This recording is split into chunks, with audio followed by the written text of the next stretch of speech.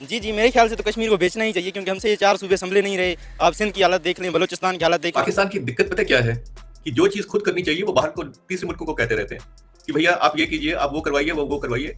ये बाहर के लोगों को करवाने वाली चीज नहीं है, ये पाकिस्तान को खुद करने की चीज है। पाकिस्तान में देख ले, वहाँ पे भी 160 रुपए किलो आटा मिल रहा है, सिंध में 170-80 रुपए मुश्किल से मिल रहा है। एक तो मिल नहीं रहा, मिल रहा है वो भी 170-180 का। इससे बेहतर है कि वो चला जाए इंडिया के साथ। वो पहले ही इसी तरह के नारे लगा रहे हैं, आपको पता है वो नारे लगा रहे हैं कि कारगिल स्कर्दू खोल दो, टूटे रिश्ते जोड़ दो, यानी वो इंडिया के साथ पहले ही लहाक को तैयार है। तो सही है, फिर हम क्यों जज्बाती हो रहे हैं? एक बात क्लैरिफाई कर दी कि पाकिस्तान ने हमसे आटा मांगा ही नहीं तो हम दे कैसे? क्या कोई नेचुरल कैलेमिटी है? ये हमारे spokes person Arindam Bagchi, Indian foreign services officer, उन्होंने बोला कि यह कोई नेचुरल कैलेमिटी नहीं है जो हम अपने आप ऑफर कर दें।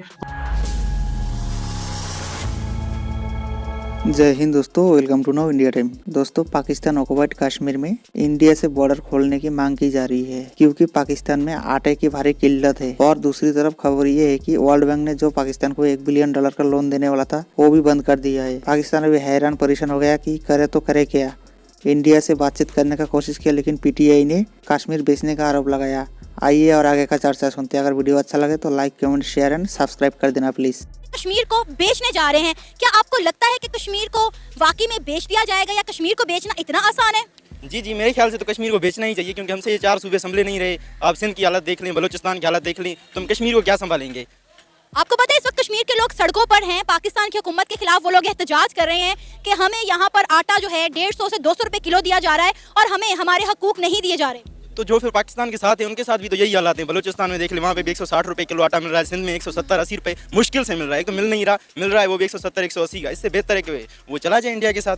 वो पहले ही इसी तरह के नारे लगा रहे हैं, आपको पता है वो नारे लगा रहे हैं कि कारगिल स्कर्दू खोल दो, टूटे रिश्ते जोड़ दो, यानी वो इंडिया के साथ पहले ही लहाक को तैयार है। तो सही है, फिर हम क्यों जज्बाती हो रहे हैं? हमें जज्बाती नहीं होना चाहिए। अच्छी बात है, मुज़ाकरात कर लें, शायद इनको थोड़े डॉलर मिल जाए। अच्छा, मतलब आप चाहते हैं कि कश्मीर को बेच देना चाहिए? जी जी, क्यों? क्योंकि हम ये पहले अपने इन 4 सूबों की 4 जो हमारे पास सूबे हैं उन पे तो ध्यान दें, अपने मुल्क की हालात तो संभालें। हम देख रहे हैं कि किस दिन US के पास जा रहे हैं, किस दिन चाइना के पास जा रहे हैं, आधा करके हम पाकिस्तान को भेज तो रहे हैं पहले से ही। आपको पता है पहले हमने अपने US एम्बेसी को जो है उसकी इमारत को फॉर सेल कर दिया, फिर हमने अपने 3 बड़े एयरपोर्ट जो है वो आउटसोर्स करने का ऐलान कर दिया। और अभी कश्मीर की खबर, और मतलब मुझे तो समझ नहीं आ रहा कि पाकिस्तान का क्या होने वाला है। तो पाकिस्तान टूटने ही वाला है। वो तो 1970s में ही वो शुरू हो गया था पाकिस्तान टूटने के खतरा, जो ये बलूचिस्तान वालों ने कर दी है, सिंध वालों ने कर दी है, वो तो टूटना ही है। ये तो पाकिस्तान का मुस्तकबिल ही है टूटना, तो वो कभी भी टूट सकता है। यहाँ पे जो पाकिस्तानी है वो तो कश्मीर के लिए मरने मिटने को तैयार है, और आप कह रहे हैं कि कश्मीर को इंडिया को दे दिया जाए ताकि चंद डॉलर ही आ जाए मुल्क में। तो पाकिस्तानी पहले अपने मुल्क पे तो ध्यान दें, उसके तो हालात बेहतर करें, फिर बंदा। मिनिस्ट्री ने एक बात क्लैरिफाई कर दी कि पाकिस्तान ने हमसे आटा मांगा ही नहीं तो हम दे कैसे? क्या कोई नेचुरल कैलेमिटी है? ये हमारे spokes person Arindam Bagchi, Indian foreign services officer, उन्होंने बोला कि यह कोई नेचुरल कैलेमिटी नहीं है जो हम अपने आप ऑफर कर दें। वहां से डिमांड आएगी तब तो मेरे हिसाब से तो किसी ने मांगा नहीं। एंड IMF ने अपनी पहली इंस्टॉलमेंट $1 बिलियन की, हो सकता है दूसरी इंस्टॉलमेंट भी हो, एक इंस्टॉलमेंट जो $1 बिलियन की अभी आ रही थी, इससे हो सकता है एक इंस्टॉलमेंट और हो $1 बिलियन की, इन दोनों को डिले कर दिया।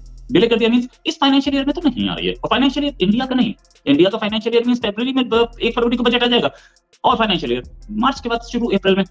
पाकिस्तान का फाइनेंशियल ईयर थोड़ा और देर से स्टार्ट होता है। मैम, इस पर क्या कहना है कि IMF ने पैसा रोका और पाकिस्तान गेहूं आटा इंडिया से क्यों नहीं मांग रहा?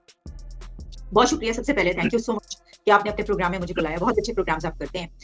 ये जो बात है कि वर्ल्ड बैंक ने अपनी जो इंस्टॉलमेंट है 1.1 और 1.2 बिलियन डॉलर्स के करीब, वो उन्होंने कहा है कि इस फिस्कल ईयर में तो आपको, अब नेक्स्ट ईयर में वो आपको मिलेगी, उसके लिए वो क्या कंडीशंस रखेंगे वो तो हम उस वक्त देखेंगे, हम तो बात करेंगे अभी।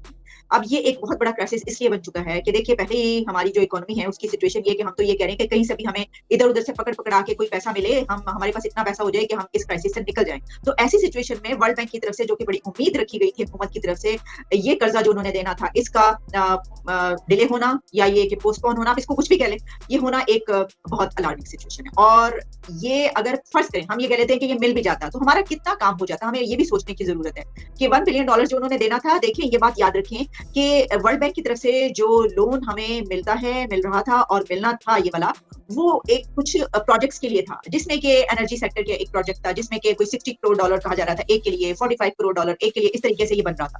तो वो प्रोजेक्ट्स जो है वो अब नहीं लगेंगे, वो नहीं चलेंगे। तो इससे अगर डायरेक्ट आप रिलेशन देखें कि अभी जो इस वक्त जो हालत है उससे ऐसा नहीं बन रहा, लेकिन जाहिर है कि अगर वो आता तो एनर्जी सेक्टर में अगर काम होता, उसको जितना भी टाइम लगता, तो जो इस वक्त आवाम की हालत है उसको बेहतर होती, उसकी मुश्किलात कम।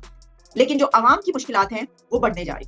इसकी वजह ये है कि अब गवर्नमेंट ने ये फैसला कर दिया। अगर आप मेरा जो मैंने अभी अपना लास्ट एक ब्लॉग किया है उसके अंदर मैंने बड़ी तफसीली इसके ऊपर डिस्कशन की, वर्ल्ड बैंक की ये जो एक पैसा मिलना था ये क्यों नहीं मिल रहा, इसके ऊपर भी और आगे क्या होने जा रहा है, फैक्ट्स एंड फिगर्स पे बात की। तो मैं आपको ये बता दूं कि जो बात मैं कर रही थी वही हो गया है। मैंने ये कहा था और मैं ये कह रही थी कि हुकूमत को IMF के प्लान में जाना पड़ेगा। दो ही ऑप्शन है, देखिए दो ही ऑप्शन है, जो इकोनॉमिक एक्सपर्ट्स हैं वो ये बता रहे हैं कि या तो आप डिफॉल्ट अपने आप को डिक्लेयर करते हैं, आप कहें कि हाँ भाई नहीं हो सकता, और फिर एक दोबारा से IMF के प्लान में जाएं, फिर ग्रास रूट लेवल से सब कुछ हो, अपनी इकोनॉमी को बेहतर करें, उस तरीके से चले वगैरह वगैरह। दूसरा आपके पास ऑप्शन ये है कि आप IMF के प्लान में जाएं। अब आप जानते हैं कि IMF ने ये कह दिया है कि जब तक आप हमारी कंडीशंस नहीं मानेंगे और जो एक्सचेंज रेट यहाँ पर पहुंच रहा है और जो हमने आपको कहा था आपने उसमें से बहुत ही कम काम किया, वो तमाम पॉइंट्स जो हमने आपको कहे थे आपने वो अचीव नहीं किए, तो हम आपको वो नहीं लेंगे, यानी तब तक वो उसमें नहीं जाएंगे। अब ये पता चल गया ना, हमें तो खैर पहले से ही पता था, लेकिन हुकूमत अपनी सी कोशिशें कर रही थी कि भाई कुछ हो जाए, तरले मिनटे कर लें, ये कर लें, वो कर लें, किसी से कहलवा दें, सऊदी अरेबिया से कह दें, चाइना से कह दें,